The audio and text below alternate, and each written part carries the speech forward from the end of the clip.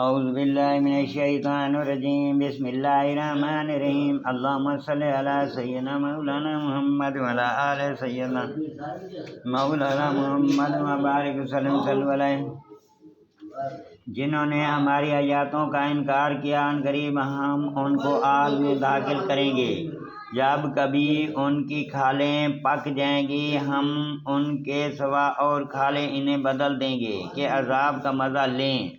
بے شک اللہ غالب حکمت والا ہے، اور جو لوگ ایمان لائے اور اچھے کام کیے، ان قریب ہم انہیں باغوں میں لے جائیں گے جن کے نیچے نہریں رواں، ان میں ہمیشہ رہیں گے۔ ان کے لیے وہاں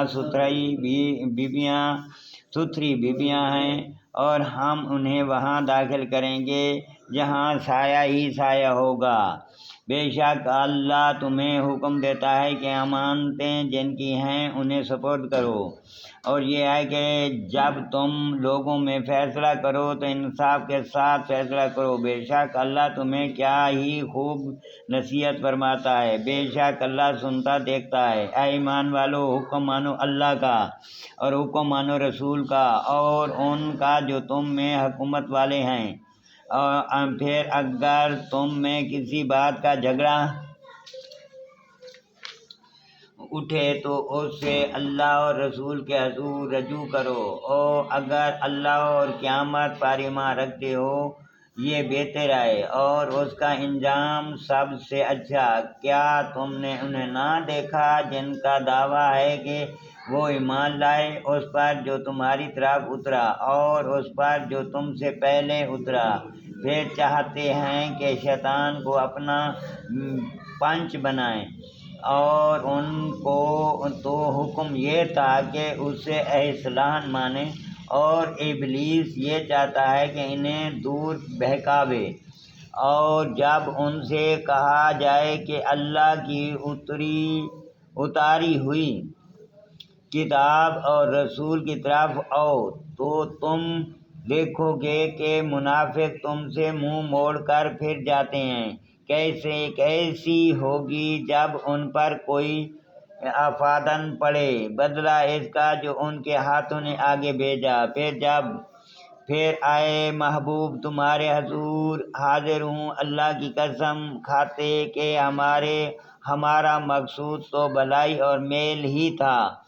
ان کے دلوں کی تو بات اللہ جانتا ہے، تو تم ان سے چشم پوشی کرو اور انہیں سمجھاؤ، اور ان کے معاملے میں ان سے راستہ بات کہو۔ اور ہم نے کوئی رسول نہ بھیجا مگر اس لیے کہ اللہ کے حکم سے اس کی اطاعت کی جائے، اور اگر جب وہ اپنی جانوں پر ظلم کریں تو اے محبوب تمہارے حضور حاضر ہوں، اور پھر اللہ سے معافی چاہیں اور رسول ان کی شفاعت فرمائے، تو ضرور اللہ کو بہت توبہ قبول کرنے والا مہربان پائیں۔ تو اے محبوب تمہارے رب کی قسم وہ مسلمان نہ ہوں گے جب تک اپنے آپس کے جھگڑے میں تمہیں حاکم نہ بنائیں۔ پھر جو کچھ تم حکم فرما دو اپنے دلوں میں اس سے رکاوٹ نہ پائیں، اور جی سے مان لیں۔ اور اگر ہم ان پر فرض کرتے ہیں کہ اپنے رب کو